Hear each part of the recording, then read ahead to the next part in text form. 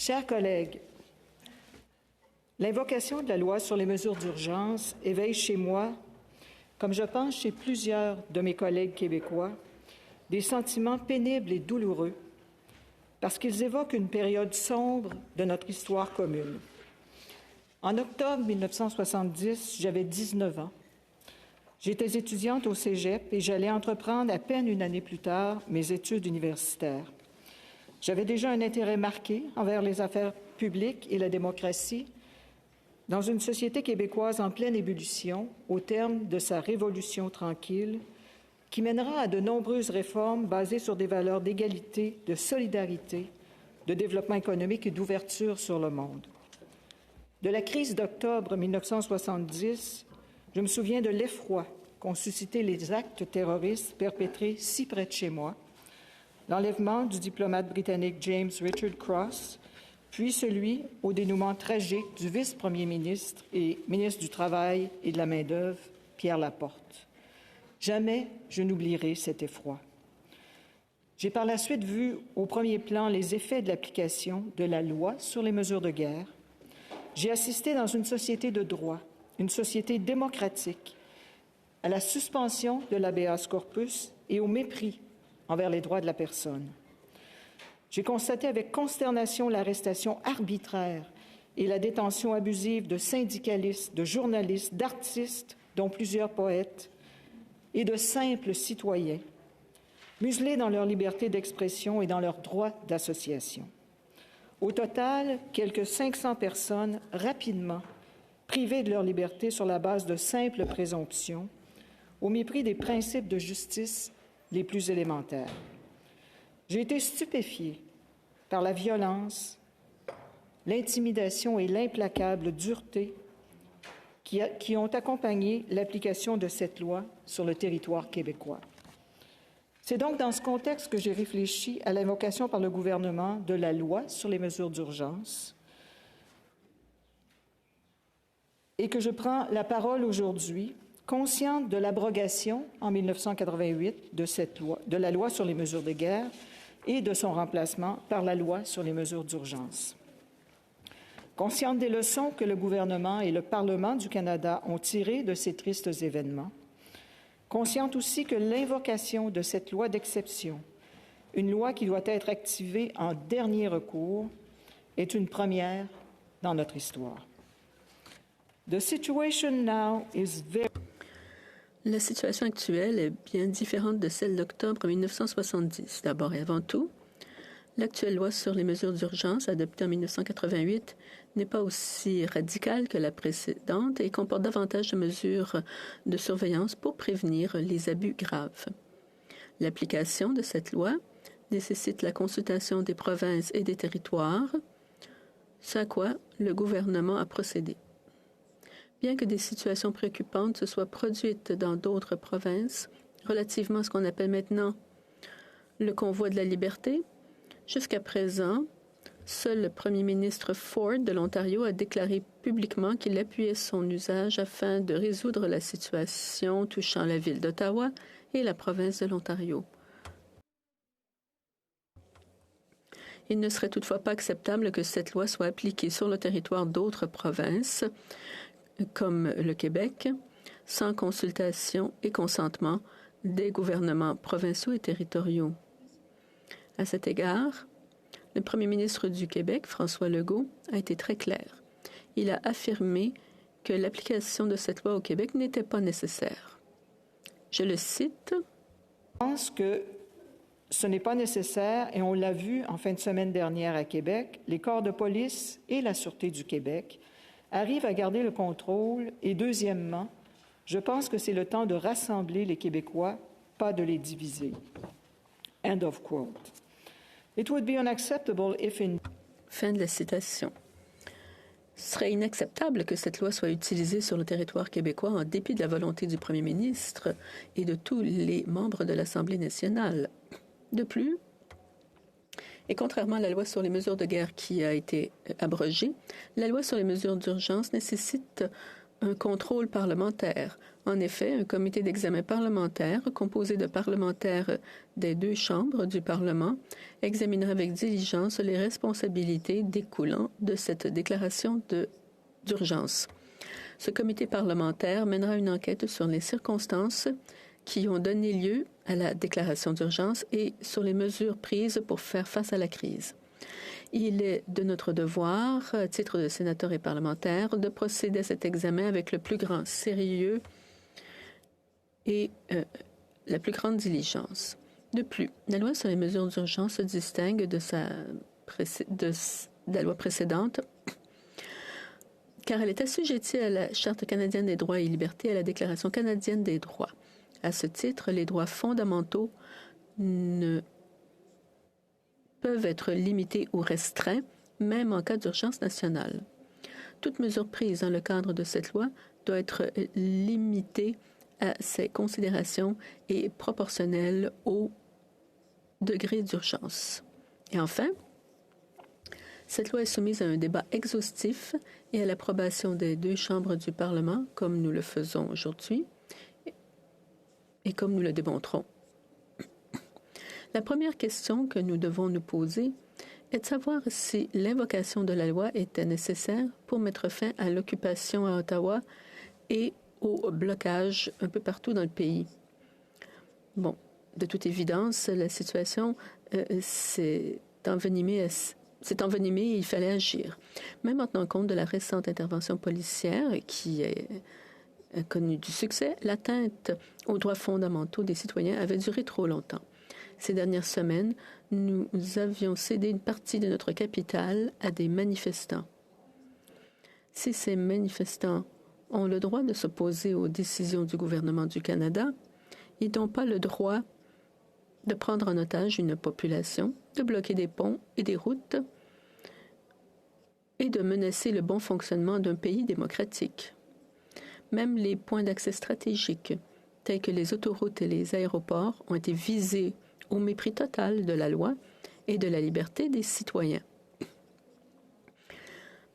La situation à Ottawa était illégale, très perturbatrice et comportait son propre ensemble de problèmes de sécurité qui ne pouvaient tout simplement pas être ignorés. Fait extraordinaire, les travaux des deux chambres du Parlement ont dû être suspendus en raison des agissements des manifestants, ce qui a entraîné des retards dans le débat de cette loi cruciale. C'est inacceptable. Et que dire des lourdes conséquences économiques qui ont découlé du blocage et de leur impact inévitable sur l'économie canadienne, sur les entreprises locales et les citoyens ordinaires. Elles devaient être prises en considération. Le maintien quotidien de l'ordre a coûté à lui seul environ 2,5 millions de dollars, au moins. Et ce, sans parler des entreprises encore fermées et des retards commerciaux causés par les blocus ou les blocages. Une deuxième question essentielle que nous devons nous poser est la suivante. Les pouvoirs extraordinaires conférés par la loi sur les situations d'urgence étaient-ils vraiment essentiels, vraiment inévitables pour mettre fin à la menace d'une autre occupation illégale? Ces pouvoirs sont vraiment extraordinaires. L'interdiction des rassemblements et des déplacements publics, l'ordre d'évacuation des personnes et l'utilisation de biens spécifiques, le pouvoir d'ordonner aux personnes et aux entreprises de rendre des services essentiels et plus. Donc, maintenant qu'on a mis fin à l'occupation illégale de la colline du Parlement et du centre-ville d'Ottawa, grâce à l'application de la loi, qu'est-ce qui justifie son application pour les 22 jours restants prévus dans la proclamation déclarant qu'il y a urgence? The key question. Il faut donc se demander si l'invocation de la loi sur les mesures d'urgence répond au test de Oakes. Qu'est-ce que le test de Oakes? En 1986, la Cour dans R contre Oakes a créé un test d'équilibre en 2 étapes pour déterminer si le gouvernement peut justifier une loi qui limite des droits en vertu de la Charte. D'abord, l'objectif doit être suffisamment important pour justifier de passer outre à un droit garanti constitutionnellement. Deuxièmement, la partie qui invoque l'article 1 doit montrer les moyens qui sont raisonnablement justifiés. Et donc, 3 composantes importantes sont à considérer. Les mesures doivent être justes, non arbitraires, conçues soigneusement pour atteindre l'objectif et connecter rationnellement à l'objectif. De plus, les moyens doivent limiter le droit en question aussi peu que possible. Enfin, il doit y avoir une proportionnalité entre les effets de la mesure limitée et l'objectif. Plus graves sont les effets délétères sur la mesure, plus important l'objectif doit être. Je crois que nous avons devant nous des blocages de ponts stratégiques et une occupation dans la capitale nationale, donc un problème urgent qui demandait une action imminente du gouvernement. Jusqu'à présent, la loi a été utilisée judicieusement avec retenue dans des endroits spécifiques. Je crois que les impacts positifs sur les citoyens, sur l'économie et sur les entreprises dépassent largement les limites imposées aux manifestants. Nous pouvons étudier les conséquences de cette loi d'une manière philosophique, mais il faut être pragmatique, il faut être réaliste. Le danger auquel était confronté notre pays était bien réel et une intervention était nécessaire. De plus, après une occupation de 3 semaines, dans une lettre datée du 19 février adressée aux ministres Mendicino et Blair, respectivement les ministres de la Sécurité publique et de la préparation civile, l'Association canadienne des chefs de police a souligné la nécessité continue de ces mesures exceptionnelles en disant l'interdiction de transactions financières qui appuient des assemblées illégales est essentielle pour mettre fin de manière pacifique à ces assemblées, tout comme elles serviront de mesures dissuasives pour empêcher d'autres assemblées de survenir. Je pense que nous avons fait de grands progrès au cours des 3 derniers jours, mais ce n'est pas terminé. Des mesures extraordinaires comme la capacité de geler des actifs et de contrôler les déplacements de certaines personnes est tout à fait nécessaire jusqu'à ce que nous soyons confiants que la maîtrise est reprise et que les manifestants sont retournés chez eux. En effet, la tension est encore élevée à Ottawa. Au cours des derniers jours, et notamment après les interventions de la police, du personnel de mon bureau, comme ça a été le cas dans les bureaux de mes collègues, j'imagine, ont été assujettis à du harcèlement et des menaces violentes de la part de ceux qui appuient le convoi de la liberté. Ces menaces viennent d'étrangers comme d'ici au Canada. Des gens qui demandent à ce que le gouvernement soit renversé et demandent trop souvent que des membres du gouvernement et que le premier ministre soient exécutés. En ces moments de haute tension, nous devons demeurer vigilants pour maintenir la paix qui a été ramenée grâce à l'intervention policière ici à Ottawa. Je crois aussi qu'il faut garder à l'esprit le principe de précaution quand nous déciderons de prolonger l'application de cette loi pour les 30 prochains jours. Pour 30 jours, dis-je. Nous ne savons peut-être pas si cette loi est nécessaire pour maintenir la loi au pays, mais nous savons que nous ne pouvons pas revenir à une situation de blocage illégaux et d'occupation illégale. Je vais maintenant parler des préoccupations concernant la police et les outils extraordinaires. Il ne faut pas ouvrir la porte à des violations de droits et des abus. Les freins et contrepoids prévus par la loi sont-ils suffisants pour prévenir les abus? D'après ce que nous avons vu, il faut féliciter les forces policières pour leur professionnalisme et la façon efficace dont ils ont retiré les enfants, les véhicules et les manifestants. Ils ont agi avec tact et sans qu'il n'y ait eu de blessures graves ou de décès, malgré les tentatives claires de désinformation, notamment de fausses accusations de brutalité policière et de torts causés aux manifestants. Bien sûr, le comité d'examen parlementaire pourra juger, après coup, l'utilisation judicieuse qui aura été faite de ces mesures extraordinaires en vertu de la loi. Mais il ne s'agit pas du débat d'aujourd'hui toutefois. Aujourd'hui, nous devons étudier notre consentement pour la mise en œuvre de la loi sur les mesures d'urgence et d'en prévoir l'application pour les 30 jours, c'est-à-dire 22 jours de plus à partir d'aujourd'hui. Quelle garantie avons-nous que l'intention, c'est de revenir à l'ordre public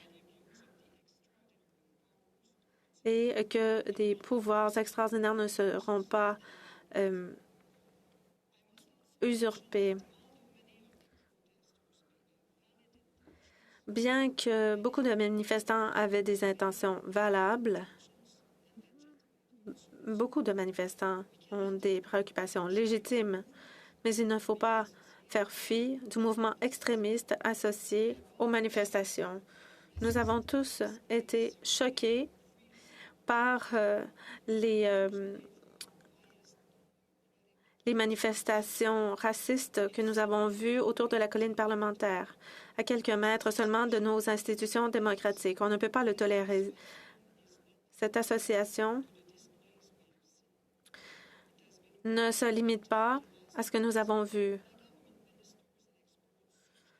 Tout cela a été bien documenté au cours des dernières semaines par les ministres du gouvernement et des experts comme David Morin, professeur d'une chaire de prévention de radicalisation et d'extrémisme violent. La situation dans laquelle nous nous trouvons encore aujourd'hui est un échec.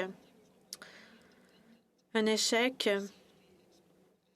qui découle, selon des experts renommés et indépendants, d'un manque de prévision et une mauvaise gestion de la part de la Ville d'Ottawa et de la police d'Ottawa.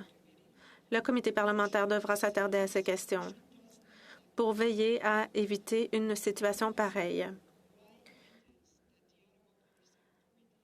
Nous devons apprendre pourquoi les autorités policières d'Ottawa n'ont pas, en temps utile, pris les précautions nécessaires pour prévenir cette occupation illégale, alors que des villes comme Toronto, Coutts, Windsor et Québec ont pu gérer la situation dans des circonstances similaires. Invoquer la loi sur les mesures d'urgence n'aurait jamais dû être nécessaire, mais j'ai malheureusement l'impression que cette mesure était nécessaire et qu'elle l'est encore. Il est beaucoup trop tard et nous ne pouvons pas réparer les dommages causés par l'inaptitude initiale des autorités locales. Nous pouvons seulement continuer à atténuer les choses et à gérer l'application de la loi d'une manière équilibrée et professionnelle, comme on l'a vu dans les derniers jours. Alors j'arrive à la conclusion qu'il fallait des pouvoirs bonifiés pour gérer ce bourbier et pour maintenir l'ordre dans notre capitale. Qui ici, en cette Chambre, peut affirmer avec certitude que sans la loi sur les mesures d'urgence, on aurait pu résoudre cette situation pacifiquement? Qui peut l'affirmer avec certitude? Toutefois, cela ne veut pas dire qu'il faut donner carte blanche à ceux qui se retrouvent avec des pouvoirs augmentés. Le 14 février, l'annonce de l'invocation de la loi sur les mesures d'urgence, le premier ministre a dit que les mesures prises seraient raisonnables et proportionnelles à la menace que l'on souhaite gérer. Il s'agit d'un engagement ferme et on peut simplement espérer qu'il permettra de prévenir d'autres abus. Jusqu'à présent, ça a fonctionné. Mais on ne peut qu'espérer puisque nous n'avons aucune garantie en ce qui concerne les 22 prochains jours. Cet engagement est lié à la confiance et à la capacité des forces policières d'agir et de réussir sans qu'on fasse appel à l'armée. La police a prouvé qu'elle était prête à relever les difficultés au cours des derniers jours. Je suis satisfaite des mesures récentes prises par la police. J'espère que cette tendance se poursuivra et que nous ne serons pas témoins d'abus si la situation empire. Dans une démocratie, nous avons le droit de s'exprimer et de s'exprimer pacifiquement. Je souhaite la continuation de l'application des mesures comprises dans cette loi puissante dans le respect de nos droits garantis par la Charte et des principes de justice. Il faut maintenir la loi et l'ordre. Mais avons-nous le choix de ne pas donner aux autorités compétentes des pouvoirs exceptionnels et des mesures qu'ils ont jugées nécessaires pour maintenir la loi et l'ordre?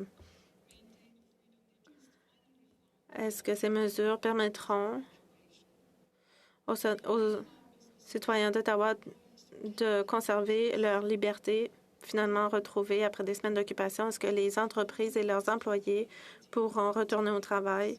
Je ne voudrais pas être coupable d'avoir pris le risque de les priver, encore une fois, de leurs droits et libertés si précieux. Ils viennent de recouvrer leur liberté. Il faut agir prudemment. Si nous discutions aujourd'hui de l'application de la loi sur les mesures de guerre, loi qui a été abrogée, je n'aurais jamais voté en faveur. Mais ce n'est pas ce dont nous sommes saisis. Les tribunaux auront probablement la responsabilité de juger la constitutionnalité de cette loi et sa conformité au test de Oakes. Quant à moi, étant donné le devoir et la responsabilité parlementaire que nous devons remplir et étant donné le principe de précaution et le manque de certitude, je vais voter en faveur de la ratification de l'application des mesures pour la vingtaine de jours qui restent. Mais c'est à moi que le gouvernement juge qu'il est judicieux de retirer ces mesures avec les conseils des autorités compétentes. Je vais voter donc pour l'application continue, mais je le ferai avec grand regret. Je voterai pour en espérant que les mesures extraordinaires seront ciblées et utilisées avec discernement. Et je le fais en tenant à l'esprit le principe de précaution, en refusant de confirmer la mise en œuvre de ces mesures exceptionnelles. Je ne voudrais pas être complice du maintien d'un outrage à notre démocratie. Merci.